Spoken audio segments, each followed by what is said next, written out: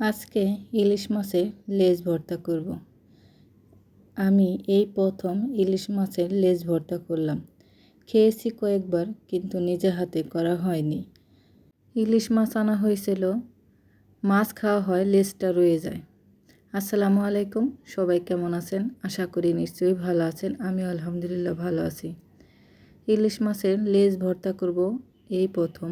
আগে কয়েকবার খেয়েছি, নিজে হাতে করা হয়নি কখনো। তো মাছ তো আনা হয়, মাছ সবাই খায়, কিন্তু লেজটা রয়ে যায়, আমারই খাওয়া লাগে। আর ইলিশ মাছের লেজটা খেতে একটু ভয়ই লাগে, কাটা বেশি। তো ভাবলাম আজকে এই দুইটা লেজ দিয়েই ভর্তা করব। মাছের মধ্যে হলুদ আর লবণ দিয়ে মাখিয়ে রাখলাম। এখন পেঁয়াজটা কেটে নিই। একটা পেঁয়াজই দিব, পেঁয়াজটা বেশ বড়।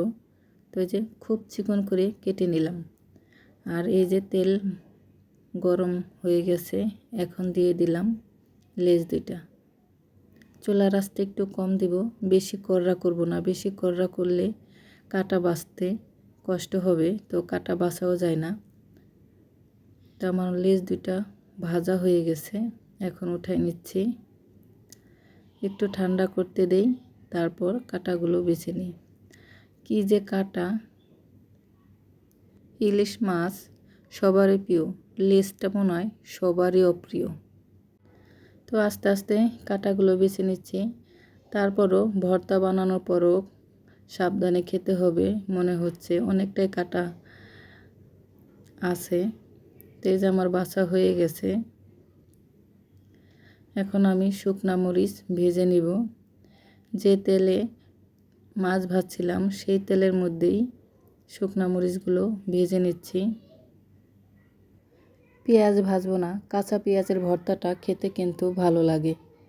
কার কার কাঁচা পেঁয়াজের ভর্তা ভালো লাগে কমেন্টে জানাবেন। পেঁয়াজটা ভাজবো না, মরিচটা আমি ভেঙে নিচ্ছি।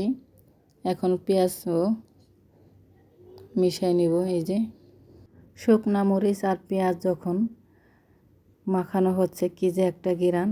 তো আমার ভিডিওটি যদি ভালো লাগে লাইক কমেন্ট করবেন, শেয়ার করবেন, ফেসবুক পেজটা সবাই ফলো দেবেন।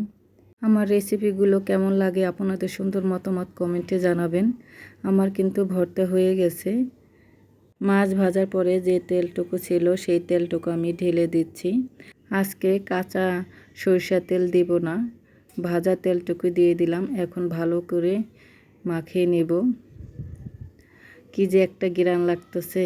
ইলিশ মাছের আর পেঁয়াজ মরিচের ভর্তা দুটো মিলে একদম মাখো মাখো গরম ভাতের সাথে একদম জমে যাবে।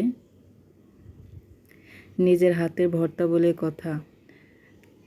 এই যে ভর্তা হয়ে গেছে, দেখতে যতটা লোভনীয়, খেতেও কিন্তু অসাধারণ মজা হয়েছে।